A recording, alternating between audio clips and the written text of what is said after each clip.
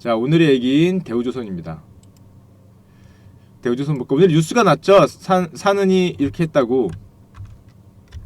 이거 오늘 이것 때문에 엄청 시끄러웠잖아요.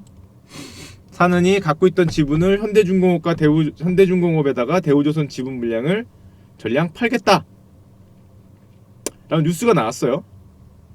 뉴스가 나왔어요. 아까도 봤지만 순간적으로 가격이 막 흔들렸는데, 뉴스를 잘 보면 알겠지만 이게 팔겠다는 말이 아니죠. 팔겠다는 말이, 그쵸, 강총명님 말처럼 사실상 합병의 느낌입니다. 합병의 느낌. 현대중공업이 돈을 주고 산은한테 대우조선을 지금 당장 돈을 조선을 받아오겠다, 이런 뜻이 아니라 느낌이 요거죠. 처음에 현대중공업이 왜 가격이 밀렸냐면은 한 2조 원 정도를 돈을 주고 산업은행에서 지분을 다 사올 줄 알았어. 근데 그게 아니라 중간 이 지주회사를 만든 다음에 산업은행이 갖고 있던 걸 여기다가 현물 출자를 해서 현대중공업 대우조선의 어떤 공통 주식 같은 걸 만든 다음에 거기에 주주가 되겠다는 거죠. 거기에 주주가 되겠다는 거예요. 한마디로 현대중공업에 물 타겠다는 거지. 두 개를 섞어서 물 탄 거에 주주가 되겠다, 뭐 이런 내용입니다. 지금 당장 현금을 2조를 넘게 줘서 산업은행이 완전히 손을 털고 나가는 양식이 아니에요. 처음엔 그런 줄 알았어. 그래서 현대중공업 돈 2조 낼 줄 알고 주식이 막 빠지다가 나중에 발표되는 걸 보니까 전부 다가 지분 전체를 현물 출자하겠다, 섞어라 이거지. 섞은 주식을 가져가겠다. 자, 그런 식으로 산업은행은 이제 한마디로 지분 투자자가 되고 경영에서 발을 떼는 거죠. 현대중공업이 지분 투자를 받은 다음에 양쪽을 다 운용을 하는 게 되는데, 운용을 한 형식이 됩니다. 자, 어떤 일이 벌어졌을까? 오늘 안 그래도 야 나한테 그 톡 이거 보내주신 분 있더라. 톡 보내주신 분, 자기가 대우조선 다니시고 계시대. 진짜입니다, 진짜. 카톡 플러스 친구로 대우조선 다니고 계신 분이 주셨어요. 이걸로. 야, 도저히 오늘 방송을 안 할 수가 없었다. 사실 안 하려고 그랬는데 대우조선 다닙니다 하면서 막 꽤 장문의 글을 뭐 거기에 아파트도 샀고 뭐 이러시면서, 와, 대우조선 내부 직원들이 지금 분위기가 어떻겠어요, 여러분? 어떻겠습니까? 대우조선 난 여기도 계시네. 어떻겠어요? 뭘 어떻게? 보이죠, 여러분? 쇼크. 축제 같은 소리. 지금 충격에 휩싸여. 충격에. 날벼락이다 이런 편. 날벼락. 대우조선 분위기는 왜 그럴까?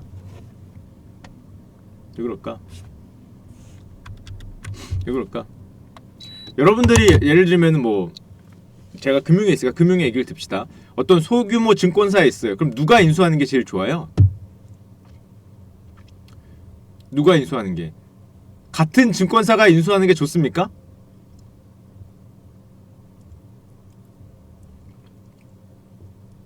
내가 조그만 중소 증권사에 다니고 있어. 근데 큰 증권사가 나를 인수해. 그럼 좋아요? 무지하게 안 좋죠. 무지하게. 생각해봐요. 여러분들이 다닌다고 생각해봐. 거기 겹치는 부서는 잘리겠잖아. 야, 회사가 합친다고 예를 들면 인사팀이 여기 있는데 이쪽 인사팀이 이쪽 인사팀을 두 개 만들 필요 없잖아요. 인사팀을 합치면은 누군가의 일이 겹친다고. 누군가의 일이. 전혀 다른 업종이 나를 인수하면 상관없어요.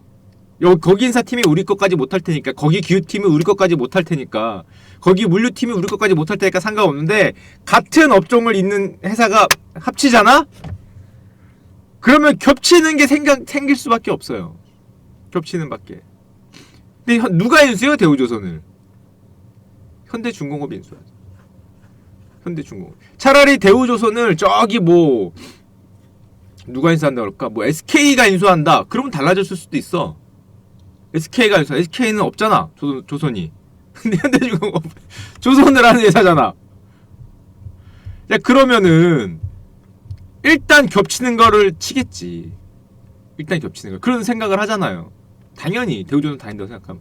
또 두 번째, 어떤 걱정이 드냐면은 어떤 걱정이 드냐면 이거는 기울 수 있지만 대우조선 입장에서 얘기했죠. 철저하게. 어쨌건 이번에 인수되는 쪽이니까. 인수되는 쪽 기준으로 보면은 이제 대우조선과 현대중공업이 사실상 한 회사 비슷하게 운영이 되는데 명목상에 나뉘어 있잖아요. 그럼 누가 수주를 받아와? 누가 수주를 받아와? 자, 대우조선은 거제에 있습니다. 현대중공업은 울산에 있나? 울산에 있겠죠. 수주를 받아와. 어디를 먼저 줄 가능성이 높다고 생각을 할까? 대우조선 입장에서는 그렇지 않다고 해도 똑같은 수주를 받으면 당연히 특히 좋은 건 현중을 먼저 주는 거 아니냐 이런 생각을 하겠지. 울산에 먼저 부가가치 높고 쉽고 좋고 한 건 현대에 채우고 남는 게 우리한테 오는 거 아니냐 이런 생각을 지금 하잖아요. 이런 생각을. 또 대우조선이 지금 따온 것 뭐 따올 수 있는 것도 현중만 먼저 들어간다 뭐 이런 생각을 먼저 한단 말이야. 대우조선 입장에서 아닐 수 있어도 걱정을 한다는 거지. 우려를 대우조선 입장에서는 이게 좀 애매하지. 이게 애매해. 현중 직원도 별로 신나지 않았습니다. 현중 직원들 대우조선과 현중을 비교해. 그 다음에 어떤 특정 분야에서는 대우조선이 더 경쟁력이 세다 생각하면 현중 직원한테 피해갈 수도 있어요. 그 때문에 뭐 그렇게 좋다고 생각하는 쪽이 없겠죠 지금. 자, 그러면 일단 이걸 얘기하기 전에 조선업에 대해서 먼저 좀 아셔야 돼요. 자, 조선업의 상황이 어떤가. 기본적으로 그냥 단지 이 딜만 바라보고 들어갈 게 아니라 조선업이 어떤 상황인지를 좀 아셔야 되는데 일단 봅시다. 자, 좋다고 여러분들이 알고 계시잖아요. 자, 어디 봅시다. 어디 갔냐. 자, 이거 뭐 일단 봅시다. 아유, 복잡해 이거.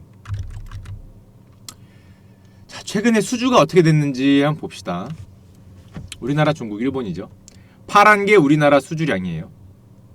요 점선이 이제 그 중국, 요 녹색이 일본인데 절대 수주량 자체는 뭐 예전에 비해서는 낮죠. 요 파란 게 우리니까. 근데 비율은 엄청 올라갔죠, 우리나라. 보이죠? 파란색 비중이. 근데 절대 수주량 자체는 뭐 예년에 비교해서 이렇게 높다고 볼 수가 없어요. 2013년, 2014년, 15년, 11년, 10년에 비해서 절대 수주량 자체는 뭐 낮거나 비슷해요. 물론 2016년은 워낙 최악이었으니까 이때에 비해서 조금 낮이긴 했는데 대신에 전체에서 차지하는 우리나라의 비율이 올라갔다고. 보고잖아요. 비중 쭉쭉 녹색과 빨간색은 빠지는데 자, 우리나라는 올라갔어요. 이것 때문에 우리나라는 지금 되게 호황처럼 보여요. 밖에서 보기에, 우리도 보기에 조선이 괜찮네 이렇게 생각을 한단 말이야. 절대량 자체는 괜찮은 수준은 아니죠. 예전엔 여기 있었는데 절대량 자체는 아직도 낮은데 상대적으로 남들보다 올라갔다고. 이게 왜 올라갔을까? 아실 분들 다 아시죠? 이건 유명한 얘기니까. 왜 올라갔을까? 이걸 생각하기 전에 이걸 보세요. 제가 예전에 해운 쪽 얘기할 때, 한진해운 얘기할 때 말씀드린 게 있는데 이게 그쪽에 계시는 분들은 다 아는 발틱 드라이 인덱스라는 겁니다. BDI 지수라는 거예요. BDI 지수를 보면 오늘자입니다. 이게 벌크선 운임 지수거든요. 벌크선이나 뭐 컨테이너선 이런 거 운임 지수예요. 배로 운임할 때 한마디로 배 타는 배표값, 짐 실는 짐값이에요. 짐값. 짐 같은 거 옮길 때 얼마냐. 벌크선 같은 거. 자, 보면은 2008년에 가격이 엄청나게 올랐죠. 이때. 이 가격 오를 때 여기서 장기 계약했다가 문 닫은 게 어디라고? 이거 오를 때 여기서 롱 잡았다가 문 닫은 회사 있잖아요. 이거 롱 잡았다가 한진해운이죠. 한진해운이 이거 올라갈 때 이게 진짜 생각이 없지. 야, 이렇게 올라갔는데 여기서 롱 잡고 망했어요. 걔네 롱 잡은 거거든. 10년 롱, 20년 롱 이런 거 잡았잖아요. 여기서 그랬다가 가격이 여기 가면서 이게 그대로 다 깨졌어요. 그 아무리 걔네들이 운행을 해도 손실이 날 수밖에 없어. 아무리 열심히 일을 해도. 이거 롱 잡아놨는데 이거 10년간 깨진, 10년간 매전 나가는 거 아니야 이거. 여기서 롱 잡았다가 팍살났죠. 문 닫았잖아요. 세계 7위 해운사가 여기서 롱 잡았다가 문 닫았어요. 세계 7위 해운사가, 우리나라 1위 세계 7위 해운사가 여기서 문 닫았다. 정부가 살려줄 수가 없었어. 이거 어떻게 이거 한 10년, 20년, 뭐 15년 이런 계약을 다 메꿀 수가 없잖아. 뭐 조 단위로 깨지고 있는데. 롱잡았다 문 닫았죠. 그때 이거 왜 롱이었냐? 이때는 그때 말씀드렸지만 이때 중국입니다. 중국 시장이 엄청나게 커지고 막 폭발적으로 그래서 리만이죠. 리만 전까지 엄청 올랐다고. 중국 이게 앞으로 더 간다고 롱을 잡은 건데 배 팔고 롱 잡은 건데 그거 착살났죠. 그랬다가 더 올라갈 거니까 고종으로 계약하고 그랬다가 착살났는데, 자 BDI 인덱스를 보면은 그 후에 바닥을 기는데 아직도 역대 최저점입니다. 아직도 배 운임 자체가 아직도 최저라는 거예요. 이건 무슨 말이야? 벌크선과 뭐 컨테이너선 이런 거는 아직도 그 물론 잘 보면은 미세한 각도로 오르고 있거든. 잘 보면은 미세한 각도로 오르고 있잖아요. 눈 잘 봐. 여기서로 아주 미세한 각도로 오르다가 요즘 좀 빠졌어요. 그래서 이걸 올랐다고 하기도 뭐하고 안 올랐다고 하기도 뭐한 정도긴 한데, 또 최근에 그나마 또 빠졌어. 그래갖고 좀 미세하게 좋아지나 하다가 다시 내려가서 이거 좀 희망이 없나를 생각하는데, 자 이렇게 되면은 당연히 이 BDI 인덱스 영향을 받는 배를 만드는 쪽은 안 좋죠. 누가 배를 새로 만들겠어 이런 상황에서. 이게 운임값이 이렇게 올라가야 배를 주문을 많이 할 거 아니에요. 야 가격 오른다, 배 더 사자, 돈 된다 해서 배를 계속 만들 텐데, 지금 운임 가격이 이런데 이거 누가 이러다 보니까 무슨 배만 팔려요? 무슨 배만? 배 운영하는데 돈 조금 드는 배, 기름 적게 먹는 배, 오염물 배출 안 하는 배, 기름 적게 먹는 배, 뭐 그런 거잖아요. 중고배는 팔고 새 걸 사는 거는 뭐냐면은, 이런 데서는 중고는 한 번 운영하는데 예를 들면 10억이 들어. 근데 요즘 배는 최첨단 그것 때문에 뭐 저항도 덜 받고 기름도 적게 먹어서 5억밖에 안 들어. 뭐 한 달에. 그러면은 뭐 1년 운행하면은 한 60억 세이브네. 그러면 10년 운행하면은 뭐 배값 뽑고 남겠다. 뭐 이런 생각 들었을 때 배를 새로 해요. 아니면은 지금 새로 할 유인이 별로 없잖아요. 지금 BDI가 이러고 있는데. 그러니까 당연히 이거에 영향을 많이 받는 게 누구냐? 물론 우리나라에도 있는데, 우리나라도 조선사마다 다 특징이 있으니까 우리나라 조선사도 이거 영향을 많이 받는 게 있는데, 나라로 치면은 어디냐면은, 아까 여기서 보시는 여기입니다. 보통 중국 쪽. 그쪽이니까 뭐 별로, 걔들이나 중국이나 일본 쪽은 별로, 거기서 어떻게 중국 쪽은 별로 없는 거야. 뭐 좋아질 게 없잖아. 그 여전히 중국 수지랑은 뭐 여기 있는 거죠. 빨간색. 우리나라도 업종마다 달라요. 그러니까 업종이란다. 회사마다 다른데 우리나라도 그쪽은 별로 좋을 게 없어요. 여전히 그대로인데. 자, 그럼 BDI 지수가 이렇다는 건 알았고, 벌크선하고 컨테이너가 그렇다는 건 알았는데, 자 그러면 또 우리가 생각하는 게 있죠. 우리나라 하면은 뭐였어요 예전에? 우리나라 하면 조선업에서 한국의 조선업 우리 특징 짓는 바로 그거 이분이었죠. 해양 플랜트 시장 뛰어들었다가, 저거 2018년 8월 9월이면 거의 요즘 자료라고 보면 됩니다. 2019년도 1월밖에 안 지났기 때문에. 한국이 뛰어들었다가 개피를 받던 플랜트입니다. 뛰어들었다가 그 돈 되네 하고 뛰어들었다가 아주 그냥 쪽쪽 빨렸죠. 쪽쪽 빨렸는데, 자 이건 어떻게 됐냐, 제가 보여드릴게요. 자 이게 뭐냐면은 플랜트 리그라 그러거든요. 자 플랜트 시설의 가동률이에요. 가동률 2018년까지 있죠. 가동률이 여기다가 유가 떨어지면서 폭망을 했어요. 이때 우리나라가 문 닫을 뻔했죠. 이거 우리나라 그 모든 그 조선소들이 여기서 이 플랜트로 개 작살이 난 게 여기입니다. 플랜트 가동률이 빠바박 떨어지면서 아주 그냥 우리나라 플랜트 그거 주문했던 거 안 받아가고 그래서 아주 우리나라 박살이 났잖아요. 플랜트들 가동률이에요. 지금 어떻게 돼 있어요? 이것도 오르긴 오르죠. 미세하게 오르잖아요. 이렇게 미세하게 오르긴 하는데, 이걸 뭐 올랐다고 봐야 되는지 뭐 그것도 모르겠어. 바닥 찍고 지금 데드캣 바운드인지 모르겠는데, 바닥인 건 똑같아요. 순일님 현중 연구직 꼭 붙도록 기도드리겠습니다. 화이팅. 미세해요. 자 그러면 가격은 어떻게 됐냐? 어떻게 됐습니까? 뭐 별 변동 없죠. 가격은 별 변동 없어요. 별 변동이 없기 때문에 지금 이거 사용하는 가격이거든요. 데이에 사용하는 가격이 저 리그 달린 좀 해양 플랜트를 사용하는 가격이 별로 뭘 사용할 게 없어요. 자, 그렇게 되면은 해양 플랜트 쪽은 별게 없죠. 지금 봐도 아직은 이게 왜냐면은 보통 예상하기를 유가가 85불 정도 위에서 꽤 장기간 머물 수 있다라는 기대가 형성돼야 된다 이런 말을 많이 해요. 애널 형들이 맞는지는 모르겠지만 근데 유가가 85불 위에서 꽤 장기간 형성될 가능성이 현재로서는 해양 플랜트는 쉐일에 완전히 밀렸기 때문에 이쪽은 아직은 조금 유가가 좀 더 반등을 하고 좀 쭉 갈 거라는 믿음이 있어야 된다 이런 생각을 하는 거예요. 자, 그러기 때문에 그러면은 보셨겠지만 이걸 두 개 합쳐서 생각을 해보면은 플랜트 쪽도 뭐 그냥 이것도 다 그냥 전 세계 건조량 자체가 뭐 별로 뭐 그냥 평범합니다. 굉장히 평범하죠.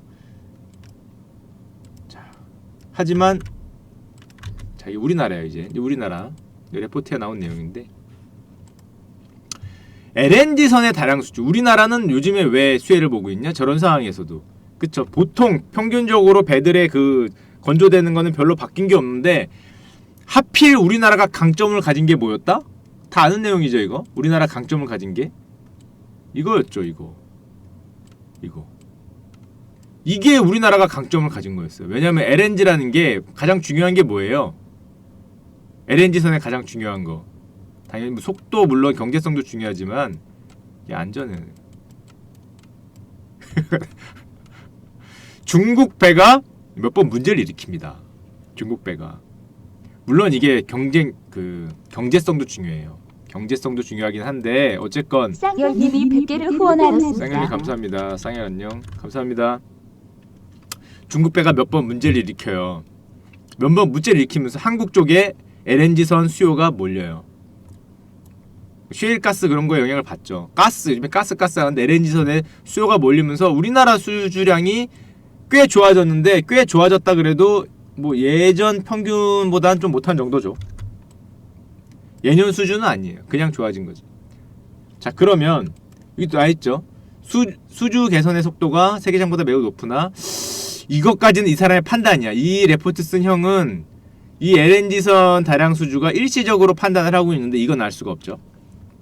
알 수가 없는데 일단은 LNG선 말고 다른 배들은 현재 세계적으로 별 움직임이 없다는 거예요. 이쪽이 지금 핫하다. 우리나라는 지금 이쪽에 발을 차 올린 거죠. 요건 약간 개인 의견이긴 한데 자, 그러면 우리나라 해양 플랜트 수주 현황 보여드릴까요? 이겁니다. 이게 해양 플랜트 값이거든요. 해양 플랜트 수주 없죠?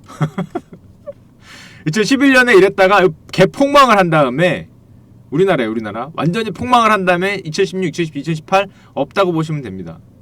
해양 플랜트는 아까 보여드렸지만 여기서 거의 다 문 닫을 뻔한 다음에 아직도 없어요. 이쪽은 아직 뭐 그게 없어요. 자, 그래서 이 레포트의 결론은 이 레포트긴 하지만은 수주 추이 및 전망인데 우리나라는 16년은 진짜 안 좋았고요. 이때 조선은 모두 망하는 줄 알았어. 16년은 정말 문 닫을 뻔했다가 살아났긴 살아났는데 그냥 평균값 정도라는 거죠. 살아났긴 살아났는데 이 이상으로 완전히 갈지는 정말 LNG가 미친듯이 화랑이 되던가 아니면은 아까 보여드린 BDI 값 같은 게 좀 반등을 해야 되는데 아직까지는 거기까지는 모르겠다 뭐 이렇게 생각을 하고 있어요. 자, 이게 조선업의 지금 현재입니다. 자, 근데 자, 이런 이 레포트의 그 내용과 이게 지금 아마 그 대부분의 그 사람들, 대부분의 애널리스트, 대부분의 국제 기관들의 생각이 이럴 텐데 자, 이런 생각을 만약에 여러분들이 사느니 갖고 있어. 사느니 무슨 생각을 해요? 아, LNG선 호황으로 지금 잠깐 반등을 했다. 지금 잠깐 기본적으로 뭐 이렇게 BDI 같은 값을 봐도 뭐 컨테이너 선이나 벌크 선이 오를 것 같지 않고 해양 플랜트가 그렇게 좋을 것 같지도 않은데 어쨌건 LNG가 되면서 좀 살아나고 있다. 어떻게 돼야 돼요? 그쵸? 찬스라고 생각해야죠. 찬스다! 빨리 손을 털어야겠다.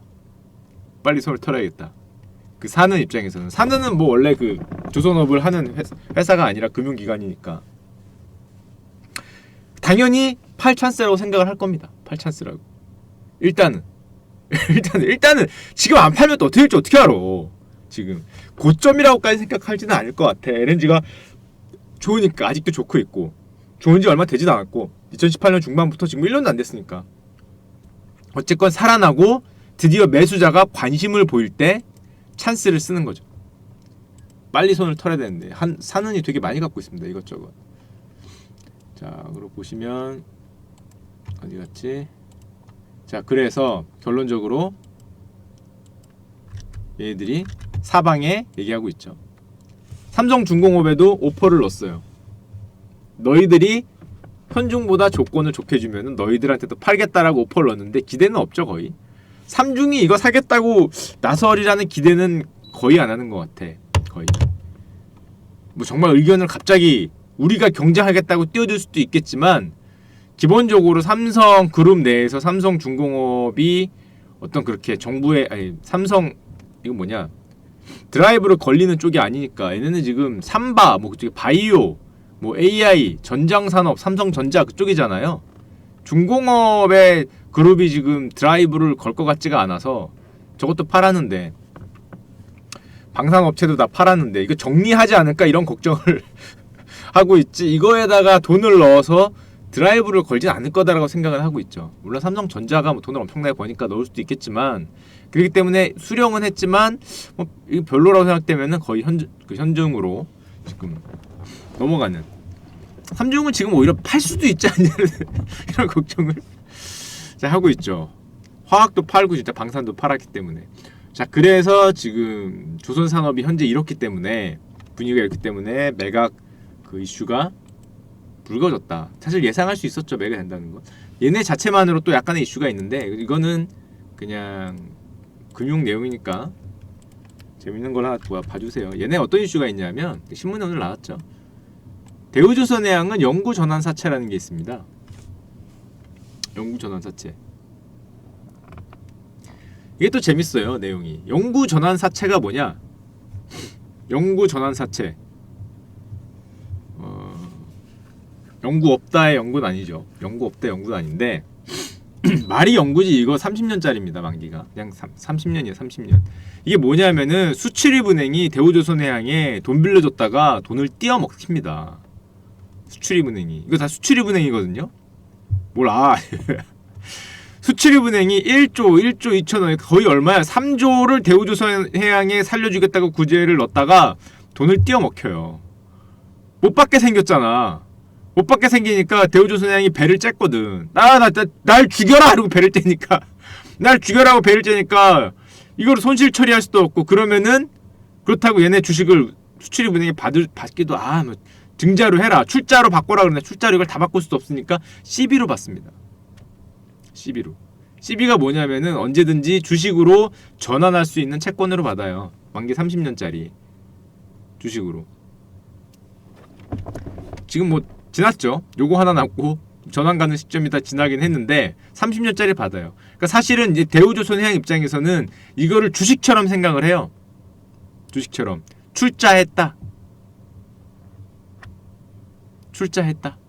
출자했다라고 생각을 하는데, 이 수출입은행 입장에선 다르죠. 30년 지나면 돈을 달라고 할 수 있단 말이야. 30년 지나면 이게 부채다. 그러니까 이게 이런 게 신종자본증권인데, 신종자본증권이라고 하는데, 이런 신종자본증권을 부채로 볼 거냐, 자본으로 볼 거냐, 주식으로 볼 거냐에 따라서 되게 갈리는 거예요. 이게 어쨌건 주식으로 변할 수 있는 거고 만기 30년이기 때문에 이거는 나의 자본이다, 이렇게 보면은 상관없는데, 이거 언젠가 갚아야 될 부채다. 그럼 이 부채까지 가격에 반영해야 되지 않냐, 이런 얘기를 할 수 있죠. 수출입은행 입장에서야 당연히 받겠다 그러겠지. 당연히 받겠다 그러고, 당연히 부채로 보는 게 맞긴 맞을 것 같은데, 얘네가 주식으로 바꿀 확률이 거의 없으니까. 영구전환사채라는 것도 있습니다. 예전에 발행 많이 했어요. 좀 어려운 데들이. 왜 우중이형으로 왜 싸우고 있어? 야, 지금 이런 상황이고, 지금 사실은 가장 마음 아프다 그래야 되나? 그거는 이겁니다. 자꾸 제가 말씀드리는 거는 이거. 거제가 쇼크죠. 쇼크 지금. 충격. 여기 아파트 가격이 전국에서 가장 많이 빠진 데거든요.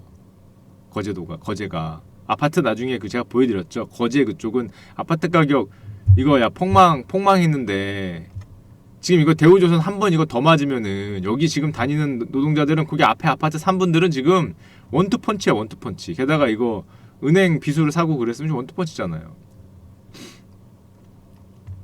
게다가 거제에 대우조선만 있던 게 아니라 저기 저거도 있죠. 삼중도 있긴 한데 거기도 작년에 같이 충격을 받았기 때문에 2016년 17년에 지금 뭐 거제는 뭐 이것까지 이러면은